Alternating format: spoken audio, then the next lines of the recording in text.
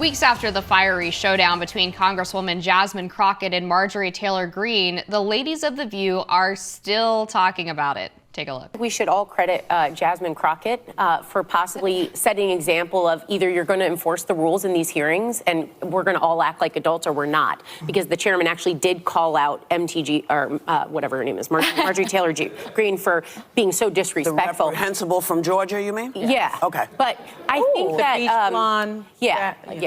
But I think... How'd that go again? I think it's beach blonde, bat-built... Butch body. Okay. There are T-shirts. You can read it right off the T-shirt. Oh, yeah?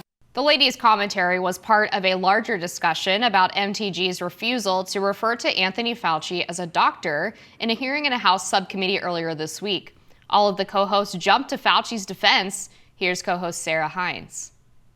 The anger and the ire at Dr. Fauci, who's served 7 presidents. And then when you hear a crazy theory, sometimes you have to stop and ask yourself, what would the reason be? There is no reason Dr. Fauci would have any reason. He has not had monetary gain from the pharmaceutical companies. There's no reason he would wish that on anyone. Former co-host on The View and self-proclaimed rabble-rouser Meghan McCain blasted the current host, tweeting, quote, "This is hilarious. Imagine still being shocked. People didn't want their kids masked, vaccinated with an untested vaccine, or to have our families isolated in one state while other states were open for no other reason than politics. F Fauci. These women will never quit me." Dr. Fauci was the chief medical advisor to both presidents, Trump and Biden, during the height of the COVID pandemic. He's continued to be on the receiving end of Republicans' attacks over his role in steering the country through the pandemic and the decisions that he made. I don't like The View. Even if there's moments where I agree with the points they're making, I think their vibe of turning politics into drama and gossip is not healthy, especially when we consider the grave consequences of policy making in our country and most people struggling to make ends meet. Just talking about Marjorie Taylor Greene's attitude and how she was angry at Fauci, as if it's a reality TV episode and not C-SPAN and not our leaders and not people making policy and decisions with huge consequences. The View is always in the news because they like to sensationalize things. But if I want to watch that, I'm going to watch Andy Cohen. I'm not going to watch The View. I just don't respect their approach to politics at all. They're also, on top of sensationalizing and talking about the drama related to everything, are supremely uneducated about the things that they're talking about.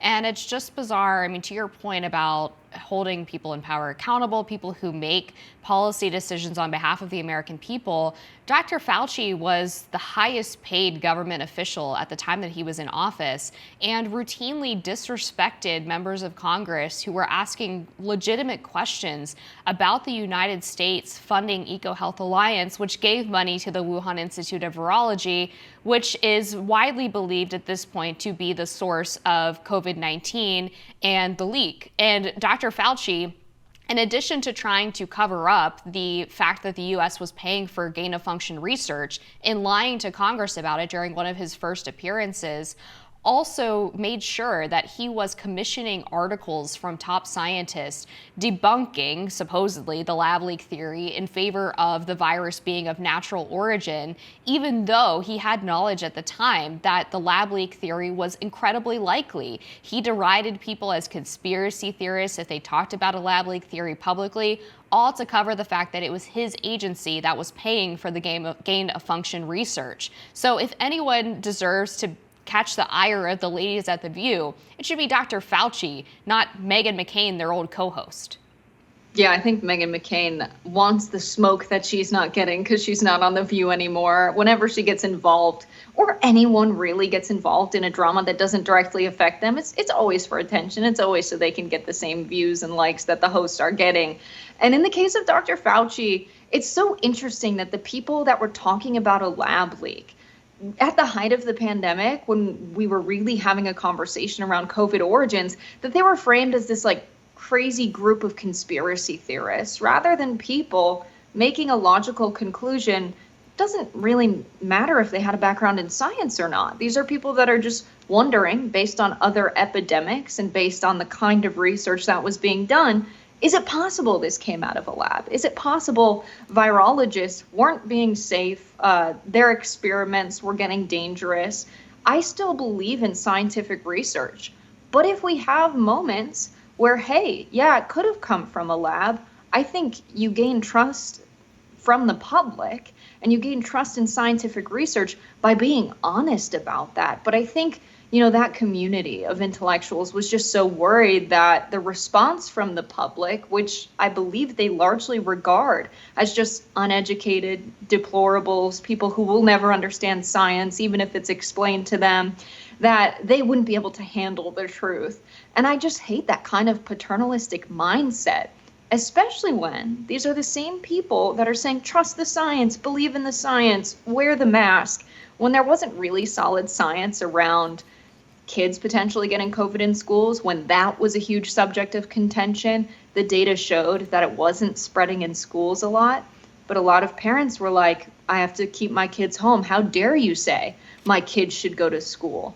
That's crazy, because so many kids of working class parents, they don't have the technology at home to be able to attend a virtual classroom. A lot of them are getting their meals at school because they don't have parents around to cook because they're working.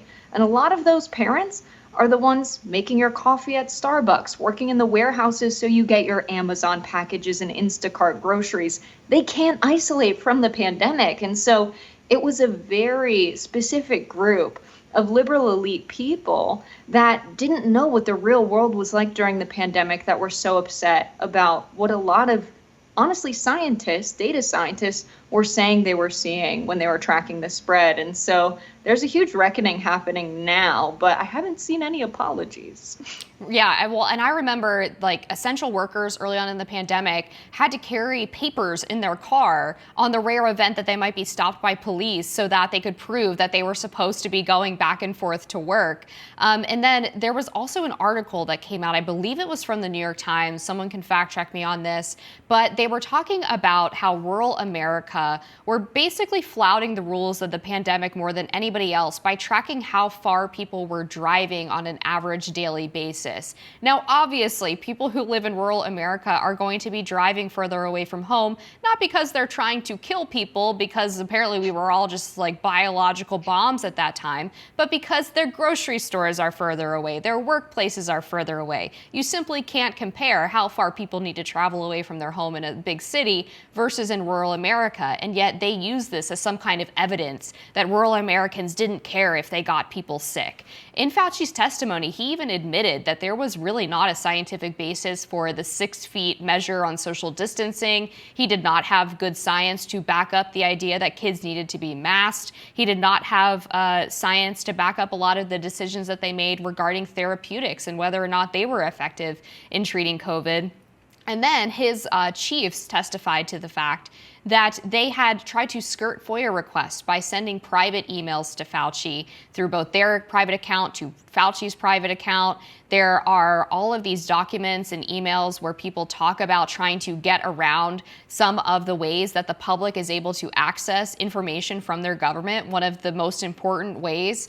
So everything about them was incredibly arrogant, not based on science. And now people are obviously still asking questions about it because we want to prevent such bad policymaking from happening again. And now the response is, well, we could have done better, but it's really no big deal. But it is a big deal when millions of people die deaths of despair or were unable to get medical treatment during the pandemic, and kids suffering learning loss for probably the rest of their lives because of these people.